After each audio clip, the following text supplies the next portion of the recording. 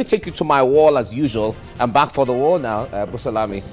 Yeah, let's come back to the wall now and have a basic understanding of how these things. Now, we're talking about the housing deficit in Nigeria. Now, a recent report by the World Bank says Nigeria faces a current housing deficit estimated at 17 million housing units generally. And that means the Federal Mortgage Bank of Nigeria will need at least about 56 trillion naira to provide these houses at a conservative cost of about 3.5 million naira per unit.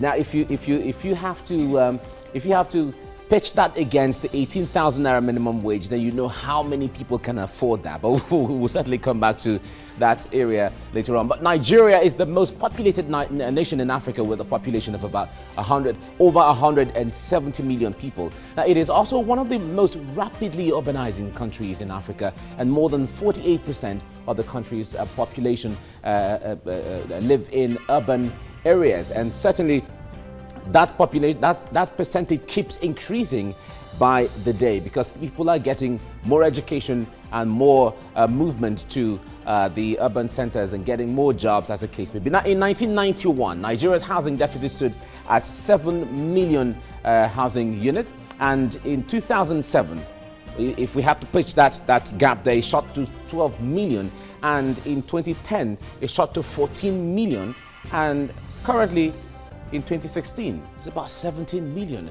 Those are the estimates there, and it's really humongous if we have to see them on daily basis and narrow them down to specific. Now, the implication of these very high housing deficit is that tenants in rented apartments pay as high as 60% of their average disposable income, far higher than the 20 to 30% recommended by the United Nations.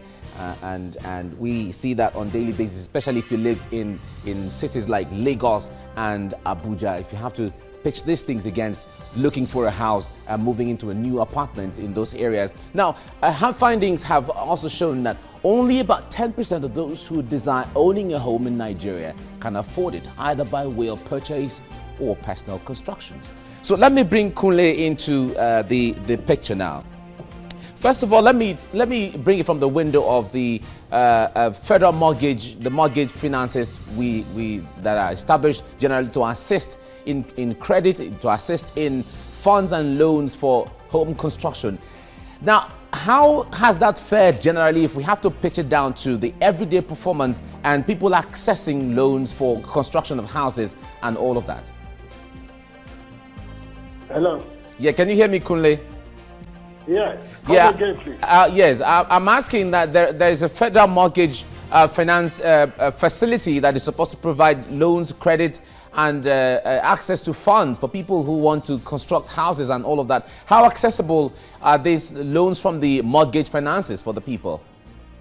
Like we said, most of the policies in Nigeria have good intentions. There are good intentions, but implementation challenges have always slowed down the process. Honestly speaking, I knew for quite a long time we have been advocating for construction industry banking banks meant specifically for construction industry to encourage short loan schemes and provide us with long-term loans, because in a situation where most of these people who are building housing units approach our commercial banks here, and at the end of the day, they will be paying with high interest of 25%, and between 20-25%, at some cases up to 30% on the facilities. So, you are expected to pay this loan within a very short time. It is practically not possible to achieve a good housing system with our system. And, the Federal Mortgage Bank is there, but to access such facility has not been easy. All right, Kunle. Just hold your thoughts. We'll continue the discussion in a jiffy, but we are going out on TVC Entertainment now. Our viewers there can continue with TVC Breakfast on TVC Nigerian Concert, channel 190, DSTV, it is 418, Go TV 45. And ACTV 510. All right.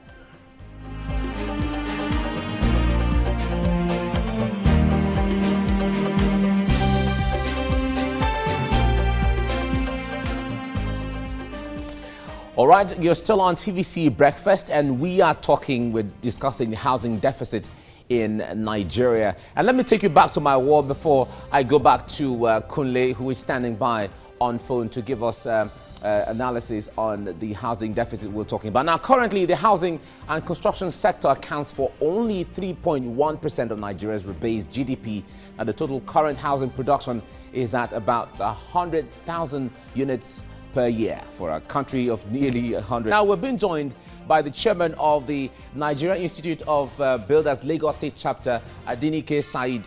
Madam, it's good to have you on TVC Breakfast this morning. We've been discussing the issue of housing deficit generally. If we have to narrow it down to Lagos, for instance, tenants in Lagos have different stories to tell when it comes to even renting apartments, building apartment, acquiring plot and building apartments generally, availability or affordability of housing, house building equipment and all of that. You are on ground. Can you give us a picture of how challenging is it to build a house for an average civil servant or an average person in Lagos? Why did you sigh? You went, that's I think it's quite challenging, I guess. Is it that daunting? You know, Lagos being the state in which everybody wants to live, everybody wants to come, it's very, very challenging in the sense that we have that scarce commodity, which is land. And, you know, Lagos State is a very small state when you compare to other landmass. And is about 75% of the landmass is water. So, and coupled with the way people migrate from other neighboring states to Lagos State, you know, housing will be very, very challenging. So, and looking at it from that angle, when the land is not available, the normal thing for us to go is to go vertical. And how many people can afford to go vertical? It's only government and these big investors. Like the traditional method that we are used to. People are used to moving to where they can get cheap lands. And cheap lands, there's nothing like cheap houses, cheap buildings, because you still have to go to the same market with whether the high income earners or low income earners. There's no specific material that is made for masses. Except substandard equipment, yes, which have consequences. Yes, consequences. So in that wise, the challenges are so enormous. And what we can do in such a situation is that we say that government should continue to do everything. Government cannot do everything. The private participants just have to come in. You have to encourage. What would be the proportion of their coming in now? To own and to build and transfer, or to partner with the government? In what ways are we talking about? You have to partner with government, because in what ways? The individuals cannot do it all, because, you know, with the land law of 1977, all the lands is vested in the hands of the governor. So maybe the government we create enabling environment, like maybe we have site and services, then the investors will just now come and do development. Like now, maybe government will provide the land and make it very easy for the investors to partner. Like maybe they bring their own money for the building, yes, madam, for the main building, yeah. While the government make do with the infrastructures. Because when you look at the infrastructure, we have about, the infrastructure takes about 30% All right. of the cost of building. And where you don't have infrastructure on ground, you know, you are left with substandard development and things like that. Where you don't have road, you have building. And when you look Some at people it, are tinkering with the idea of building houses with rice straw. Have you heard about that? Rice straw. rice Straw. You've not heard about it? No. Okay, some developers are tinkering with that. Perhaps we should throw that question to Kunle. Kunle, are you aware that some people have advocate for the use of rice straw in building houses? If you have, how good do you think that idea is? Hello? Yes, Kunle. Yeah, Awubudu. Yes, Awobudu, yes. The question is on the use of rice straw to build houses. Have you heard about it? Yes, you see, there have been a lot of researches where people are trying to make houses affordable. So there are a lot of researches beyond stabilization, where they make use of lateric soils and so on, and stratofoams, and also straws for building construction.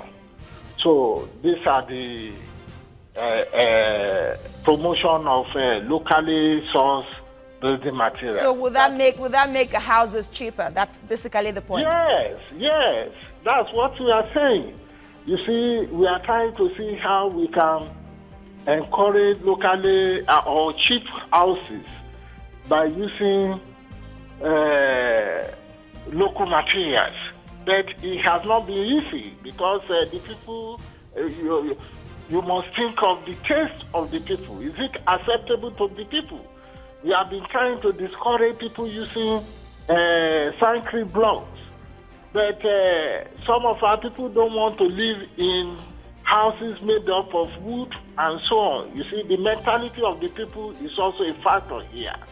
And you need to do a lot of advocacy before they can accept some of these new developments that they believe that are inferior to all these foreign building materials. But are they safe in terms of durability? Are they safe? As you see, a house under normal circumstances is assumed to have a lifespan of 60 years. All right. But we know that houses are over 300 years, 500 years in Europe and some other developed parts of the world. But some of these straws, I think they are durable to a level. But okay, we have gradation here. I mean, they are, when you say affordable, by the time they last up to 60 years, I think we assess them as acceptable, or we assess them as durable in the construction balance. All right. all right. Kunle, I'm going to come back to you. Now, let me take you back to my wall. We were talking about the deficit in housing earlier on. And when we talk about the challenges generally, bureaucracies in land acquisition is one of the major concerns to effective housing delivery, especially in cities like Lagos and Abuja, maybe even Port Harcourt in Nigeria. And then if you take it beyond, you know how to pitch these things against each other. Now, if we move ahead, about 75% of households in Nigeria's urban areas live in dwellings constructed with concrete. Now, cement prices in Nigeria are also high compared to other countries of the world. Now, a bag of cement sells for between 1,600 and 1,700.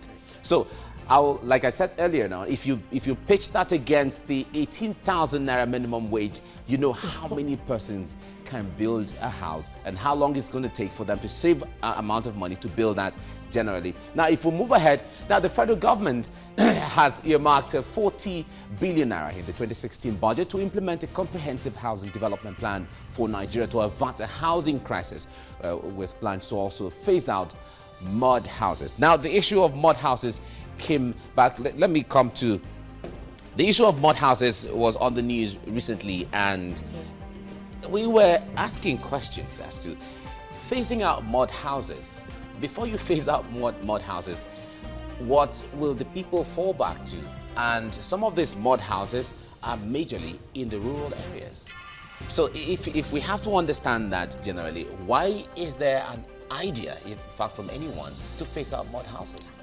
In fact, I don't know the reason why the federal government is looking at that side. Because if you want to phase it out now, you want to increase the housing deficit. That's the meaning. And those people living in the rural areas, they don't have that money. Does it mean that the federal government wants to give them another alternative? If you are giving them another alternative, that is, you want to backroll the cost of the new houses, like the way it is being done in Ogun State. You can see there is a road between Shagam and Abeokuta. When they wanted to do the expansion of that road, we had mud houses there, and they now replaced them with burnt brick houses, and people were so happy. They'd be happy to embrace it if the federal government is ready to build it for them, to replace it for them, because most of these people, they are old, they are aged, so and they cannot do any work again. And if you say that you want to phase it out, what alternative do we have? Does it mean that they are going to be given a mortgage? When are they going to pay? Can they afford it? So the affordability, we should look at it. And I don't see the reason why the federal government wants to go into that direction. But generally, if we have to understand it, does mud houses generally, do they pose any kind of threats? I don't think there are those who live in? No, not as such. In terms of natural disaster, what happens where you have floods? Do they stand can they stand the intensity of such disasters?